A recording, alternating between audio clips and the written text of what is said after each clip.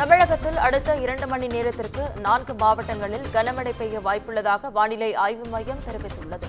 இதுகுறித்த முழு விவரங்களை வழங்க செய்தியாளர் சிவகுமார் நம்மோடு இணைப்பில் காத்திருக்கிறார். சிவகுமார், வணக்கம். விவரங்கள் என்ன?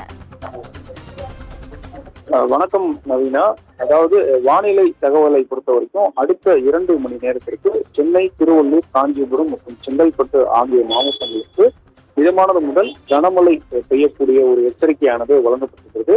சென்னையை பொறுத்த வரைக்கும் நேற்று மாலை முதலே பல்வேறு பகுதிகளில் பலத்த மழையானது பெய்தது. இதன் காரணமாக இரவு முழுவதும் தொடர் கனமழையானது பெய்து வந்தது. இதன் அடிப்படையில சென்னையை பொறுத்த வரைக்கும் அதிக சென்டிமீட்டர் மழையானது பல்வேறு பகுதிகளில் பதிவாகியிருக்கிறது. அதன் அடிப்படையில அம்பத்தூர் மற்றும் மாநகரத்துல 13 சென்டிமீட்டர் மழை பெய்திருக்கிறது. மேலும் மணலி மற்றும் அம்பத்தூர், கே நகர், அண்ணா நகர், கத்திவாக்கத்தில் 10 முதல் 9 சென்டிமீட்டர் மழை பதிவாகியிருக்கிறது. மேற்கொண்டு கொளத்தூர், கோடம்பாக்கம், புழலில் 8 சென்டிமீட்டர் மழையானது பதிவாகியிருக்கிறது. இதனைத் தொடர்ந்து ராயபுரம், திருவொற்றியூர், பணப்பாக்கம், ஐப்போஸ் மற்றும் மாதவரம், ஆலந்தூர் மற்றும் ராணிப்பேட்டை மாவட்டங்கள்ல 7 சென்டிமீட்டர் மழையானது பதிவாகிருக்கிறது. இதனைத் தொடர்ந்து மதுரவாயில், சென்னையில் உள்ள புறநகர் பகுதியான மதுரவாயில், சோழிங்கநல்லூரில் 6 சென்டிமீட்டர் கனமழையானது பதிவாகிருக்கிறது.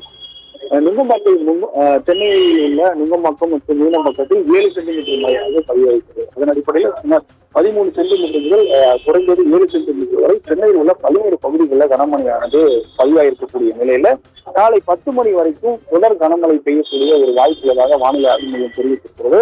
மேற்கொண்டு இதன் அடிப்படையில சென்னை ஒட்டியுள்ள காஞ்சிபுரம், திருவள்ளூர் மற்றும் செங்கல்பட்டு ஆகிய மாவட்டங்களில் இதே நிலையான மழைப்பதிவானது இருக்கக்கூடும் என்று எதிர்பார்க்கப்பட்டிருக்கிறது. அதன் அடிப்படையில் தொடர்ந்து காலை 10 முதல் 11 மணி வரை இந்த மாவட்டங்கள்ல, இந்த குறிப்பிட்ட 4 மாவட்டங்கள்ல மழை பெய்யக்கூடிய வாய்ப்பு உள்ளதாக வானிலை ஆய்வு மையம் தற்போது தகவலை வெளியிட்டிருக்கிறது.